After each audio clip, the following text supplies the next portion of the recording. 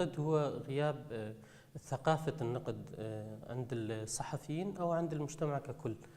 المجتمع ينتقد فقط في الأقبية أو في السر، عندما يكون مباشرة مع صناع القرار أو عندما يكون في مقابلة وجها لوجه معه يغيب عنه هذا النقد. هذا الشيء ينعكس على الصحفيين أيضا. الصحفيين هم طبقة النخبة التي يجب أن تنتقد ويغيب عنها هذا النقد بهذا السبب. هناك سبب آخر باعتقادي أن الصحافة ليست مهنة وهواية عند الكثيرين، هي فرصة عمل، بدليل أن معظم الصحفيين امتهنوا هذه المهنة بعد توفر الفرصة لديهم، وتعلموا من خلال التجربة عن طريق الخطأ. تعلموا لذلك هم غير مكترثين بأولويات الصحافة.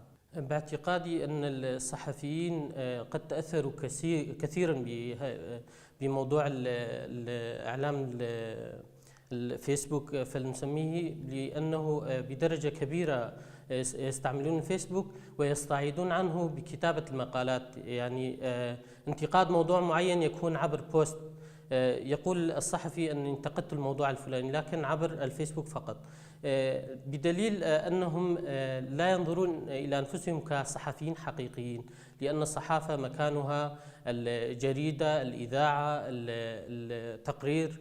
هم يبتعدون عنها ويستعيدون عنها بالكتابة على جدران الفيسبوك والتويتر والوسائل الاجتماعية الأخرى. بالإمكان أن يكون أكثر انتشاراً، لكن أن يكون بالموازاة مع العمل الصحفي، لا أن يستعيد عنه بالكتابة الصحفية أو بالعمل الصحفي.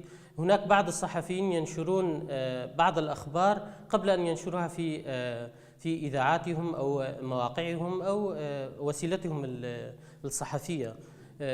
لذلك يتأثر الموضوع الصحفي بشكل كبير، لأنهم يستعملون الصحافة عن طريق الوسائل الاجتماعية فقط، وسائل التواصل الاجتماعي فقط.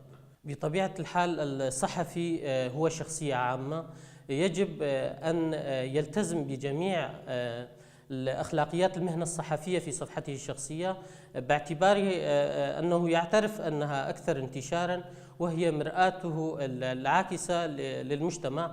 المجتمع يأخذ منه الأخبار، لذلك يجب أن يكون مدركاً لجميع أخلاقيات المهنة الصحفية. هناك شقين من السخرية، هناك الكتابة الساخرة والكتابة غير الجادة أو التي لا تأخذ موضوع السخرية كفن.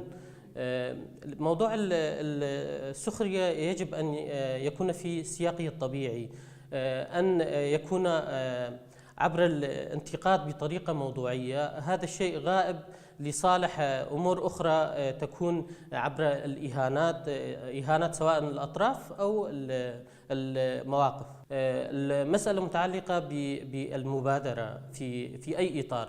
المبادرة الخلاقة عندما تكون مبادرة جيدة فستكون مثالا يحتذى به عند الآخرين أيضا.